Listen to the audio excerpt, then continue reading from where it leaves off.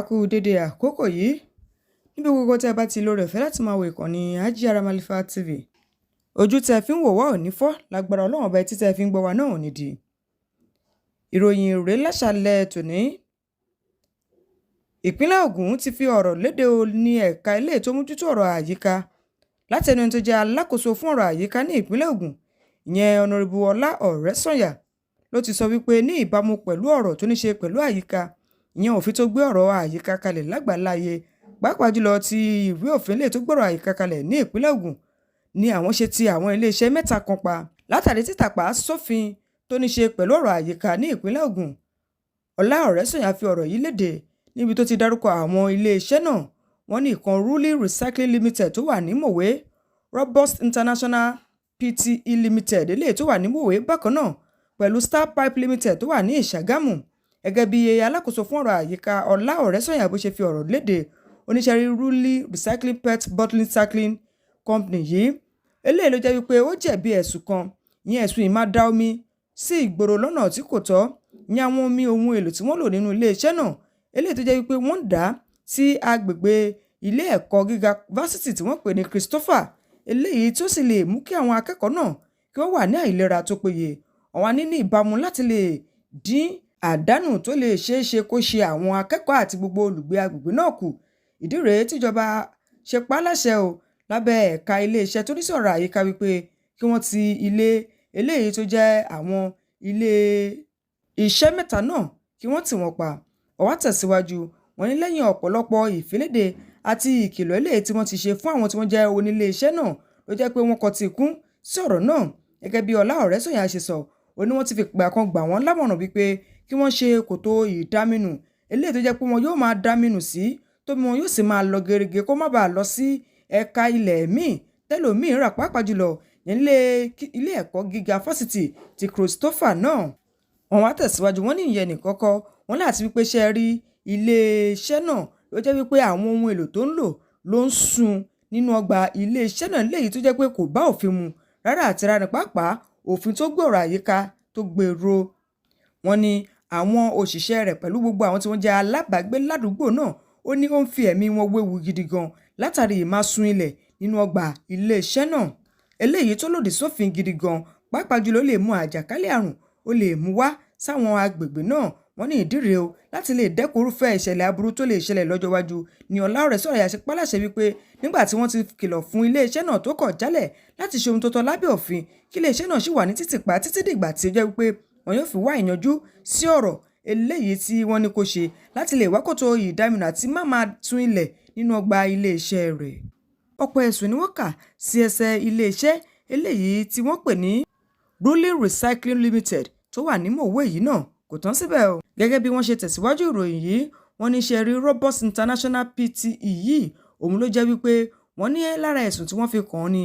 ìwó ọgbà eléyìí tó jẹ́ ọgbà ilé iṣẹ́ rẹ̀ ó wó lọ́wọ́ ẹ̀yìn látàrí láti lè máa dú ibi da omi eléyìí tí iléeṣẹ́ náà tó bá ń ṣe láti máa dà á, tí wọ́n sọ pé ń wọ ilé ẹ̀kọ́ gíga Christopher. Ìdí tíjọba ìpínlẹ̀ Ògùn lábẹ́ ẹ̀ka ilé tó ní sọ̀rọ̀ àyíká ṣe fi ọ̀rọ̀ léde wípé ìjọba ìpínlẹ̀ Ògùn ò ní fọwọ́ mọ́ra láti máa ríwà ìbàjẹ́ eléyìí tó fẹ́ láàmìlaka láwọn agbègbè Mòwe yìí. Àwọn ní láti tètè wá ojúṣe sáwọn ilé iṣẹ́ eléyìí tó kọ̀ láti tẹ̀lé òfin àlàkalẹ̀ tó ní ṣe pẹ̀lú ọ̀rọ̀ àyíká. Gẹ́gẹ́ bí wọ́n ṣe tẹ̀síwájú ìròyìn yẹn, wọ́n ní ṣe rí ilé iṣẹ́ tó ń pè ní Star Pipe Limited tó wà ní Ìṣàgámù, yẹn bí alákòóso fún ọ̀rọ̀ àyíká Ọlá Ọ̀rẹ́sànyà bó ṣe sọ, ó ní wọ́n kọ̀ jálẹ̀ láti tẹ̀lé òfin ìyẹn àlàkalẹ̀ tó ní ṣe pẹ̀lú ọ̀rọ̀ ilé iṣẹ́ látàrí wípé yìí máa jẹ́ kí àwọn ohun tí ó ní ṣe pẹ̀lú ọrọ̀ ajé tiwọn láti fi da agbègbè láàmú eléyìí tó jẹ́ pé ó lè mú àkóbá ńláńlá wá fún gbogbo àwọn tí wọ́n jẹ́ olùgbé agbègbè náà. Wọ́n ní àwọn ohun kan eléyìí tí kò yẹ kó máa lọ sínú afẹ́fẹ́ òun ló jẹ́ pé ó ń jáde láti ilé iṣẹ́ náà. Ìdí rèé tí alákòóso fún ọ̀rọ̀ àyíká ló ṣe wá sọ̀rọ̀ wípé ìgbésẹ̀ tí iléeṣẹ́ eléyìí tó jẹ́ Star Pipeline yìí ń gbé yìí ó lè fà á kí àìlera kó wọ́pọ̀ ní àwọn agbègbè náà, pàápàá jùlọ kí àwọn omi tí wọ́n wà ní agbègbè Ìṣàgámù yìí jẹ́ ohun tí kò ní àlàáfíà. Ìyẹn ni wọ́n ṣe sọ wípé kí wọ́n tètè falẹ̀ mọ́ o. Alákòóso fún ọ̀rọ̀ àyíká Ọlá Ọ̀rẹ́sànyà wá tẹ̀síwájú, oníṣẹ́ di títí tí a ti àwọn iléeṣẹ́ ìpa a ò tí wọ́n pa pé kí wọ́n má ṣiṣẹ́ mọ́ o. Ohun tá à ń gbìyànjú láti sọ ni wípé kí wọ́n lọ ṣe ohun tíjọba ní kí wọ́n ṣe kí wọ́n lè padà sẹ́nu iṣẹ́ wọn lẹ́kùnrẹ́rẹ́. Àwọn adigunjalè tún ti lọ dí àwọn akẹ́kọ̀ọ́ ilé ẹ̀kọ́ pólì tá a mọ̀ sí gàpọ́sà eléyìí tó wà ní sápàdé mọ́ eléyìí tí wọ́n ṣekú pa ọ̀kan nínú wọn tí wọ́n sì yìnbọn fún mẹ́sàn-án. Tá ò bá gbàgbé, wọ́n ní lẹ́yìn bíi ọjọ́ mẹ́rin tí iléeṣẹ́ ọlọ́pàá ní ìpínlẹ̀ Ògùn tí wọ́n ti fi léde wípé àwọn ti rọ́wọ́ tó àwọn tí wọ́n jẹ́ àwọn alọ́kólóhùn-kígbe mẹ́ta eléyìí tí wọ́n ní lọ́wọ́ nínú ìmáfipá báwọn akẹ́kọ̀ọ́ eléyìí tó jẹ́ akẹ́kọ̀ọ́ Gateway Polytechnic sápàdé ṣe àṣepọ̀ àti wípé wọ́n gba àwọn ohun ìní lọ́wọ́ wọn. Wọ́n ní kò pẹ́ yìí ni ìròyìn tún fi léde wípé àwọn tí wọ́n jẹ́ àwọn ikọ̀ eléyìí tó jẹ́ adigunjalè míì wọ́n mà tún ti ṣe àbẹ̀wò sí àwọn tí wọ́n jẹ́ akẹ́kọ̀ọ́ yìí. Kódà wọ́n ní wọ́n yìnbọn fún àwọn tí wọ́n jẹ́ mẹ́sàn-án níye nínú wọn léyìí tí kan nínú wọn tó gbẹ̀mí mì. Tá a bá gbàgbé, ní nǹkan bíi ọ̀sẹ̀ kan sẹ́yìn ló jẹ́ pé àwọn akẹ́kọ̀ọ́ ilé ẹ̀kọ́ yìí ni wọ́n kóra wọn pọ̀ níbi tí wọ́n ti ń ṣe ìfẹ̀hónúhàn lórí bí àwọn jàǹdùkú bí wọ́n ṣe ń fipá báwọn obìnrin akẹ́kọ̀ọ́ sùn tí wọ́n sì ń ṣe wọn bí kò ṣe tọ́. Bẹ́ẹ̀ gẹ́lẹ́ ni ìròyìn lè tútù ti kóra jọpọ̀ níbi tí wọ́n ti sọ wípé ọ̀pọ̀ àwọn tíṣẹ̀lẹ̀ yìí ń ṣẹlẹ̀ sí làwọn tí wọ́n jẹ́ akẹ́kọ̀ọ́ tí wọ́n ò gbé nínú ilé ẹ̀kọ́ eléyìí tí wọ́n ń gbé ní àwọn agbègbè ilé ẹ̀kọ́ bíi Òde Rẹ́mọ, Ìpara Rẹ́mọ àti Ìṣàrà Rẹ́mọ. Wọ́n ní eléyìí tí ó wà ní agbègbè Sápàdé òun ló jẹ́ wípé àwọn tí wọ́n jẹ́ alọ́kólóhùn-kígbe yìí wọ́n lọ ń fipá bá ṣe àṣepọ̀ ní ìbámu pẹ̀lú ìfẹ̀hónúhàn tó wáyé ní ọjọ́ Ìṣẹ́gun Tuesday tó kọjá. Ìdí rèé tí àwọn tí wọ́n jẹ́ alákòóso ilé ẹ̀kọ́ gíga Gateway Polytechnic náà ṣe páláṣẹ wípé kí wọ́n ti ilé ẹ̀kọ́ gíga náà pa fún ọjọ́ mẹ́ta láti lè fi wá ìyanjú sí ohun tó ń ṣẹlẹ̀ lágbègbè náà. Abíọ́dún Alámùtú tó jẹ́ ọ̀gá ọlọ́pàá ní ìpínlẹ̀ Ògùn ó ṣe ìpàdé pọ̀ pẹ̀lú àwọn olórí àwọn akẹ́kọ̀ọ́ náà níbi tó ti ń fi wọ́n lọ́kàn balẹ̀ pé kí wọ́n ṣe sùúrù, ọwọ́ máa tó wọn. Ní kò pẹ́ ní ó jẹ́ wípé ọwọ́ padà tó àwọn mẹ́ta kan eléyìí tí wọ́n fura sí pé wọ́n wà lára àwọn tí ó jẹ́ pé wọ́n ń ṣe iṣẹ́ láabi lágbègbè náà. Ṣùgbọ́n ó dùnni jọjọ wípé ní ọjọ́ àbámẹ́ta eléyìí tí ó jẹ́ àná, àwọn jàǹdùkú yìí ni wọ́n tún kóra wọn jọ tí wọ́n lọ ṣe ìkọlù sáwọn akẹ́kọ̀ọ́ eléyìí tí wọ́n ní wọ́n ń gbé ní agbègbè Lárúfì yẹn ní Òde. Lórí fọ́nrán tí àwọn akẹ́kọ̀ọ́ náà tí wọ́n fi léde lórí Instagram ní ìwé ìròyìn yìí ti rí ọ̀pọ̀lọpọ̀ ẹ̀rí wípé lótìtọ́ àti lódodo níbi tí àwọn tí wọ́n jẹ́ àwọn jàǹdùkú yìí tí wọ́n ti bẹ̀rẹ̀ sí ní fọ́ wíńdò, fọ́ àwọn ilẹ̀kùn gbogbo láti lè jẹ́ kí wọ́n ríbi wọlé sí àwọn ilé àwọn tí wọ́n jẹ́ akẹ́kọ̀ọ́ náà. Eléyìí tó jẹ́ wípé tìbọntìbọn ni wọ́n rìn gẹ́gẹ́ bí méjì lára àwọn tí wọ́n jẹ́ olùkọ́ nílé ẹ̀kọ́ gíga náà ṣe fi ọ̀rọ̀ léde eléyìí tí wọn ò fẹ́ kí ẹnikẹ́ni kó dárúkọ àwọn. Wọ́n fi ọ̀rọ̀ léde fún ìwé ìròyìn yìí wípé lótìtọ́ àti lódodo ló jẹ́ wípé ọ̀rọ̀ náà ṣẹlẹ̀ eléyìí tó jẹ́ wípé àwọn tiẹ̀ ń fojú wò pé kó má lọ jẹ́ wípé aláwọn kan tó jẹ́ agbódegbà fún àwọn wọ̀nyí tí ó jẹ́ pé wọ́n mọ̀ ìgbà tí ó yẹ kí wọ́n ṣiṣẹ́ náà tí ẹnikẹ́ni kò ní rí wọn. Gẹ́gẹ́ bí ìwé ìròyìn ṣe fi léde, wọ́n ní ìgbìyànjú láti bá alukoro iléeṣẹ́ ọlọ́pàá sọ̀rọ̀ ìyẹn Ọmọlọ́lá Odùtọ́lá òun ló jẹ́ pé kò wá sí ìmúṣẹ. Bẹ́ẹ̀ gẹ́lẹ́ ni wọ́n á tẹ̀síwájú. Wọ́n ní ẹni tó jẹ́ alukoro fún ilé ìwé gíga ìyẹn tó jẹ́ ti Sápàdé náà, Adédayọ̀ Fọlọ́runṣọ́, ló kọ̀ jálẹ̀ láti sọ ohunkóhun lórí ọ̀rọ̀ náà. Wọ́n lóhun tó kàn sọ ni wípé kí wọ́n jẹ́ kí iléeṣẹ́ ọlọ́pàá kí wọ́n ṣiṣẹ́ wọn bí iṣẹ́. Fífẹ́ tó fẹ́ Ísírẹ́lì kò ní ṣe pẹ̀lú wípé o nífẹ̀ẹ́ rẹ̀ bí kò ṣe wípé nítorí pé Ísírẹ́lì ní ìbáṣepọ̀ tó dánmọ́rán pẹ̀lú Davido. Ta ló ń sọ eléyìí? Blessing CEO ló ti fi ọ̀rọ̀ léde níbi tó ti tutọ́ sókè fi ojú gbà á lórí bí obìnrin eléyìí tí wọ́n ní ó jẹ́ ìyàwó DMW bó ṣe fẹ́ Ísírẹ́lì. Gẹ́gẹ́ bí Blessing CEO ṣe sọ, gẹ́gẹ́ bí wọ́n ṣe fi léde, wọ́n ní ṣe rí Blessing CEO ló jẹ́ ẹni tó jẹ́ pé ó mọ̀ nípa ọ̀rọ̀ tó ní ṣe pẹ̀lú ìbáṣepọ̀ eléyìí tó sì yé dáadáa. Òun ló ti sọ̀rọ̀ wípé ó ní ṣe rí Fẹ́tí Sẹ́ílà tó fẹ́ DMW yìí, ó ní ohun tó rò kó tó di wípé ó fẹ́. Ó ní fífẹ́ tó fẹ́ Ísírẹ́lì kò ní ṣe nítorí pé ó nífẹ̀ẹ́ rẹ̀, ó fẹ́ Ísírẹ́lì látàrí wípé ó mọ̀ wípé ó ní ìbáṣepọ̀ tó dánmọ́rán pẹ̀lú Davido ni. Ó wá tẹ̀ síwájú nínú ọ̀rọ̀ náà níbi tó ti ń sọ, ó ní kí lóhun gan tó lè fún Ísírẹ́lì gan pàápàá táàfi sọ wípé ó jẹ́ bàbàrà bí kò ṣe wípé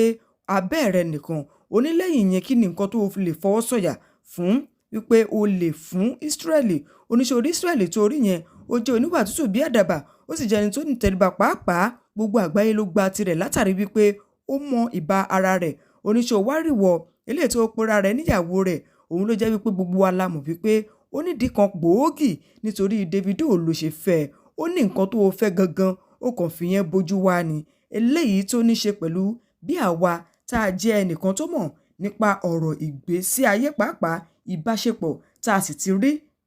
Ó ní ìdí rèé o tó ṣe fẹ́ ọmọbìnrin níyì Ísírẹ́lì láti lè ní oore ọ̀fẹ́ láti dọ́dọ̀ Davido. Ó ní kò pẹ́ kò jìnnà gbogbo ọ̀rọ̀ náà yóò tó fojú wọn gedegbe. CEO Blessing CEO ló ń fi eléyìí léde nígbà tí ó ń bú ẹni tí ó jẹ́ ìyàwó DMW ìyẹn Selah.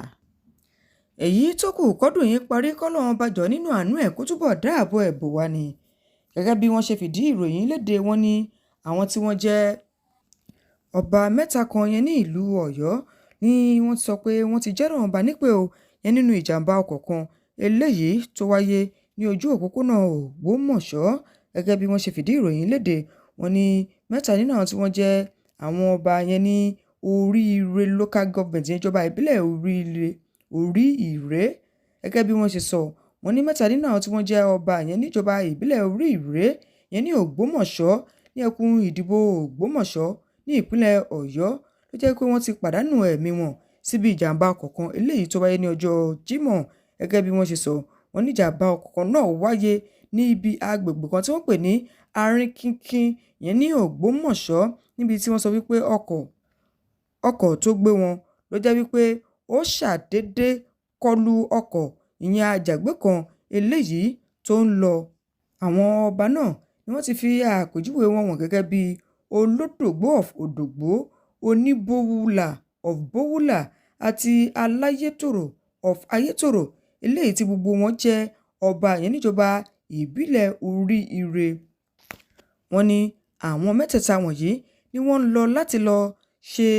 ayẹyẹ kan eléyìí tó jẹ́ ọ̀kan gbòógì láàrin wọn eléyìí tí wọ́n fẹ́ lọ bá adẹ́yẹ náà. Òun ni wọ́n pè ní Olóòló of Òló ìyẹn ọba Oyèbùnmi Àjàyí kó tó di pé ìṣẹ̀lẹ̀ náà ó ṣẹlẹ̀. Wọ́n ní ìṣẹ̀lẹ̀ náà ló jẹ́ wípé ó gbẹ̀mí àwọn ọba náà lẹ́sẹ̀kẹsẹ̀ eléyìí tó sì fi ọkàn wọn sí ipò tí kò tiẹ̀ ṣe túnṣe mọ́ rárá ni. Gẹ́gẹ́ bí wọ́n ṣe tẹ̀síwájú, wọ́n ní 4 ni àwọn tí ó wà níbi ìjàmbá ọkọ̀ náà, ṣùgbọ́n ọ̀kan nínú wọn ló ń gba ìtọ́jú yẹn ní ilé ìwòsàn Ládòkè Akíntọ́lá University of Technology Teaching Hospital l'Ógbómọ̀ṣọ́. Ilé ìwòsàn náà wọ́n wá fìdí ọ̀rọ̀ náà múlẹ̀ pé lótìtọ́ àti lódodo ni wọ́n gbé àwọn ọba náà wá o wípé wọ́n sì ti gbé wọn sí ibi ìgbókùsí eléyìí tó jẹ́ ti ilé ìwòsàn náà. Ilé ìwòsàn náà tẹ̀síwájú, wọ́n ní àwọn ti pe àwọn ẹbí àti ará àwọn tí wọ́n ti jẹ́ Ọlọ́run bá nípè náà. Wọ́n wá ní ṣe rí ìṣẹ̀lẹ̀ yìí ó ti jẹ́ kíjọba ìbílẹ̀ Orí-Ìré kó wà ní ìdákẹ́jẹ́ látàrí ìpapòdà ọba mẹ́ta tán yẹn ní agbègbè Ògbómọ̀ṣọ́.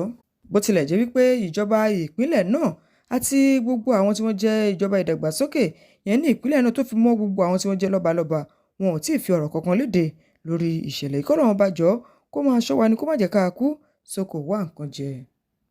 Ṣé wọ́n ti fi ẹ́ sílẹ̀ láti tún bẹ̀rẹ̀ wàhálà àbí? Èmi kọ́ ni mo sọ bẹ́ẹ̀. Meyetti ló ń kan ilẹ̀kùn Sunday Igboho. Gẹ́gẹ́ bí wọ́n ṣe fìdí ìròyìn múlẹ̀ lórí àwọn ẹgbẹ́ kan tí wọ́n pè ní Meyetti mà ló ti fi ọ̀rọ̀ léde. Kódà ó tún tó Soke.O fi ojú gbà ni o, níbi tó ti ń sọ wípé ó ní Sunday Igboho ṣé wọ́n ti fi ẹ́ sílẹ̀ kó o tún padà wá máa da ìlú láàmú. Abdullahi Bello tó jẹ́ olórí ẹgbẹ́ Meyetti ló ti sọ̀rọ̀ lórí ìfiléde kan tí Sunday Igboho tó fi léde lórí àwọn Fúlàní pé kí wọ́n tètè filẹ̀ Yorùbá lẹ̀ bí wọ́n bá fẹ́ wàhálà bá díjọ. Ìyẹn Abdullahi Bello ló ti wá fi ọ̀rọ̀ náà dá padà báyìí wípé orílẹ̀-èdè Nàìjíríà mi bí ti gbogbo wa ni, kí ló dé tó wàá dúró sọ̀hún tó máa pàṣẹ lásìkò wípé ká kúrò ilẹ̀ yìí ti yín tiwa tiwọn náà ni, gbogbo wa báyìí lájọ lẹ́nu àti àṣẹ lórílẹ̀-èdè Nàìjíríà. Ó ní ṣé ẹ rí bá a ṣe bẹ̀rù la bọ́mọ o, ó ní wọ́n ti dà wá pọ̀ náà gbogbo wa sì ti wà lójú kan bá sì ṣe bára dògbó nìyẹn. Ó ní kí ló dé tó jẹ́ wípé ó wá ń jẹ́ káwọn kan máa lù ẹ́ láti hùwà kò tọ́. Ó sọ ilé ní ọjọ́ Friday Jímọ̀ níbi tó ti ń nàka àlébù sí Ìgbòho wípé ó ò lè pa á láṣẹ fún wa láti kúrò níbí, gbogbo wa lájọ nílẹ̀ yìí. Gẹ́gẹ́ bí ó ṣe sọ, ó ní àjọ ní ẹ̀tọ́ lábẹ́ òfin ni láti gbé ibikíbi tó bá wù wá tó bá ti ń jẹ́ orílẹ̀-èdè Nàìjíríà ni, gbogbo alálẹ́tọ̀ọ́ síbi yòówù tó wù wá. Ó ní ó tiẹ̀ máa ń ṣe òun ní kàyéfì wípé ṣebí ọmọ orílẹ̀-èdè ní Sunday Igboho, ohun tó bá jẹ́ ọmọ orílẹ̀-èdè míì ni àwọn ò bá sọ pé bóyá kò mọ ìdálò àti ìṣèlú ìlú yìí. Oníṣùgbọ́n gẹ́gẹ́ bó ṣe jẹ́ ọmọ orílẹ̀-èdè Nàìjíríà, ó mọ̀ pé gbogbo wa la ní ẹ̀tọ́ lábẹ́ òfin síbi tó bá wù wá láti gbé. Onípàápàá jùlọ tó bá jẹ́ wípé ibi téèyàn bá ń gbé tí ò bá bá àwọn aráàlú lọ́rùn mu, ó ní ṣe ló yẹ kí wọ́n fi ẹjọ́ rẹ̀ sùn iléeṣẹ́ ọlọ́pàá. àwọn ní ó wá pàṣẹ fún wípé kí irúfẹ́ ẹni bẹ́ẹ̀ kó kúrò lágbègbè bẹ́ẹ̀ oníkábọ̀ nítorí àwọn òwúwà tí kò bófin mu àwọn ò sì dàlú láàmú oníṣòrí ọ̀kan àlébù eléyìí tí Sunday Igboho tó wá nà sí àwọn yẹn wípé káwọn kúrò nílẹ̀ Yorùbá ó ní gbogbo wa lájọ nílẹ̀ yìí kò sẹ́nìkan tó lè dúnkòkò mẹ́nìkan wọ́n tuntun ti fi ẹ́ sílẹ̀ kó o tún bẹ̀rẹ̀ sí ní fàjọgbọ̀n mo mọ̀ dájú wípé wọ́n rán ẹni kì í ṣèwọ ló rán rẹ̀ ìyẹn tó jẹ́ olórí Meyetti Bello ló ń fi eléyìí léde níbi tó ti ń pe àkíyèsí Sunday Igboho wípé gbogbo wa lájọ nílẹ̀ yìí o á sì jọ bárakú ni ó ní ó wá fi àsìkò yẹn rọ ìjọba àpapọ̀ kí wọ́n dákun dábọ̀ o kí wọ́n fa Sunday Igboho láṣọ sẹ́yìn torí pé gbogbo àwọn tó oníkọ́ kúrò lágbègbè yẹn ni wọ́n ti ní ilé nílẹ̀ níbẹ̀ tó ń sì ní oríṣiríṣi dúkìá gbogbo wa náà lájọ gbé pọ̀ àfi ká jọ gbé pọ̀ nírẹ́pọ̀ ó ní ìdí rèé tí mo ṣe ní láti fèsì ṣùgbọ́n tó bá jẹ́ pé Sunday Igboho kì í ṣọmọ orílẹ̀-èdè yìí ni ǹbá má tiẹ̀ ti sàn kankan rárá àti rárá ni. ọkùnrin kan rèé ni wọ́n ti fi ẹ̀sùn kàn wípé ó pa ọ̀rẹ́bìnrin rẹ̀ tó sì gbé àwòrán rẹ̀ sórí WhatsApp status gẹ́gẹ́ bí wọ́n ṣe fìdí ìròyìn múlẹ̀ ìwé ìròyìn Punch fìdí ìròyìn múlẹ̀ wípé ọkùnrin kan òun ni wọ́n ní ó ti pa ìyàwó rẹ̀ o ìyẹn eléyìí tí wọ́n ní ó padà gbé òkú rẹ̀ sínú ilé ìtura ọmọ ogun ọdún Aisha kan eléyìí tí wọ́n ní ó ń kọ́ ẹ̀kọ́ gẹ́gẹ́ bí olùtọ́jú aláìsàn ni wọ́n ti fi ọ̀rọ̀ léde wípé àfẹ́sọ́nà rẹ̀ pa yẹn sílé ìtura kan yẹn ní agbègbè kan tí wọ́n pè ní Shenien gẹ́gẹ́ bí wọ́n ṣe wá tẹ̀síwájú ìròyìn náà wọ́n ní ṣe rí wọ́n ní ọkùnrin eléyìí tó ṣe ikú pa obìnrin yìí ló pa á tán yẹn ní ọjọ́ sátidé àbámẹ́ta yìí tó bá fi fọ́nrán rẹ̀ tó fi sí orí státọ́ọ̀sì ní WhatsApp nígbà tí wọ́n tẹ̀síwájú gẹ́gẹ́ bí ìwé ìròyìn yìí ṣe fìdí ìròyìn náà múlẹ̀ wọ́n ní lótìtọ́ ni wọ́n padà rí wípé lótìtọ́ àti lódodo ọkùnrin yìí ló ṣekú pa Aisha wọ́n ní nígbà tí àwọn ọlọ́pàá yóò fi dé ibi tí ó jẹ́ ilé ìtura tí wọ́n lò ni wọ́n bá òkú Aisha yìí yẹn ní ilé ìtura náà wọ́n ní láti nǹkan bí ọdún 5 sẹ́yìn ni wọ́n ti ń bára wọn ṣe wọléwọ̀de kó tó di wípé wọ́n padà gba ìyẹn yàrá kan sínú ìlú náà ìyẹn ìlú eléyìí tí wọ́n ní wọ́n sì jọ ń gbé papọ̀ ṣùgbọ́n ní kò pẹ́ ni wọ́n rí wípé ọ̀dọ́bìnrin yìí kò wá sílé ẹ̀kọ́ láti nǹkan bí ọjọ́ 3 tí wọ́n sì ti ń wá tí wọn ò rí kó tó di wípé wọ́n wá rí wípé ó wà ní ọ̀dọ̀ ọ̀rẹ́kùnrin rẹ̀ wípé ó ti lọ ṣe àbẹ̀wò sí ọ̀rẹ́kùnrin rẹ̀ wọ́n ní Àìṣà ló lọ ṣe àbẹ̀wò sí ọ̀rẹ́kùnrin rẹ̀ tí ọ̀rẹ́kùnrin rẹ̀ sì gbé lọ sílé ìtura fọ́nrán tí wọ́n rí lórí WhatsApp òun ni wọ́n fi mọ̀ wípé ọ̀dọ̀ ọ̀rẹ́kùnrin rẹ̀ òun ni ó wà kó tó di pé àwọn ọlọ́pàá wọ́n yára tètè wá wọ́n ní nígbà tí wọ́n débẹ̀ wọ́n ní ẹ̀rọ akáwúnlẹ̀ tá a mọ̀ sí CCTV òun ló jẹ́ kí wọ́n rí pàtó gan ohun tó ṣẹlẹ̀ léyìí tí ọkùnrin náà sì ti wà láàmú àwọn ọlọ́pàá tí wọ́n ń fi ọ̀rọ̀ wá lẹ́nu wò kọ́nà ọba kó jọ́ kó má jẹ́ àkókò àìtọ́jọ́ ni. ẹ subscribe sí ìkànnì yìí ẹ hàn notification button kẹ́ lè láǹfààní àti gbádùn wa síwájú sí i àjọṣepọ̀ wa la fi lè ṣe àṣeyọrí.